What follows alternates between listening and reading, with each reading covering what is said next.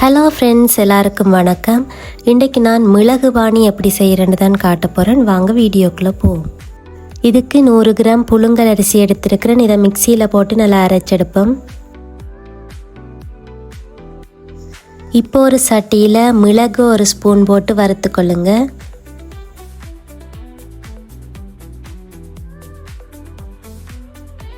அதோட 2 டீஸ்பூன் சீரகத்தையும் போட்டு வறுத்துக்கொள்ளுங்க. அடுப்பை நல்லா குறைச்சி வச்சு வறுத்துக்கொள்ளுங்க. இப்போ வறுத்தெடுத்தாச்சு. இது ஆறின பிறகு அதையும் மிக்சியில் போட்டு அரைச்சிக்கொள்ளுங்க. இனி 50 கிராம் உளுந்த கழுவி அதையும் பொன்னிறமாக வரும் வரைக்கும் வறுத்துக்கொள்ளுங்க. இதுக்கு கருப்பு உளுந்தும் போட்டுக்கொள்ளலாம்.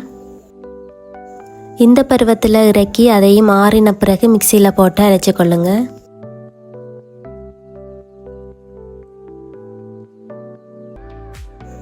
இனி அரைச்ச புழுங்கல் அரிசி மாக்குள்ள தேங்காய் பாலை புழிஞ்சு முதல் பால் எடுத்து வச்சுட்டு மிச்ச தண்ணி பாலை விட்டு நல்லா கலந்து விடுங்க.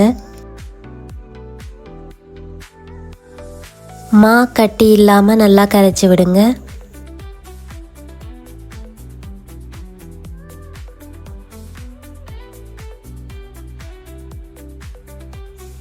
அதோட 1 ஸ்பூன் சீனியையும் போட்டுக்கொள்ளுங்க. நான் இதுக்கு ப்ரௌன் சுகர் தான் போட்டிருக்கேன். உப்பு கொஞ்சம் போட்டுக்கொள்ளுங்க. இப்போ அரைச்ச உளுந்து மாவையும் சேர்த்துக்கொள்ளுங்க.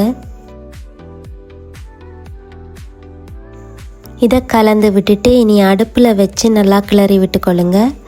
விடாமல் கிளறி விட்டுட்டே இருங்க, இல்லைதா அடி பிடிச்சிரும். அடுப்பை ஆகையும் கூட்டி விடாதீங்க. மீடியம் ஃப்ளேமில் வச்சு நல்லா கிளறி விட்டுட்டே இருங்க.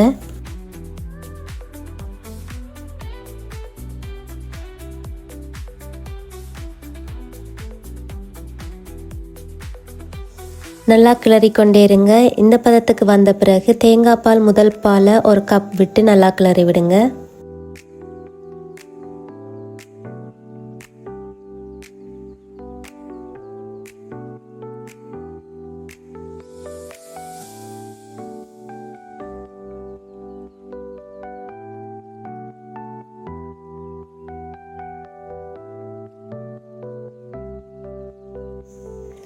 இனி அரைச்ச மிளகு சீரக பவுடரையும் போட்டு கிளறி விடுங்க.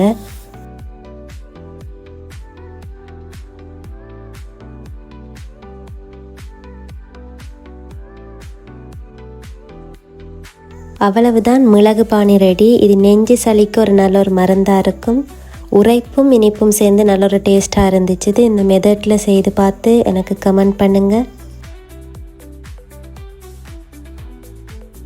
இந்த வீடியோ பிடிச்சிருந்தா லைக் அண்ட் ஷேர் பண்ணுங்கள். அண்ட் என்னோடய சேனலை சப்ஸ்கிரைப் பண்ணி பக்கத்தில் இருக்கிற பெல் பட்டனையும் கிளிக் பண்ணுங்கள். அப்போ தான் நான் போடுற வீடியோஸ் உங்களுக்கு நோட்டிஃபிகேஷனில் வரும். Bye friends.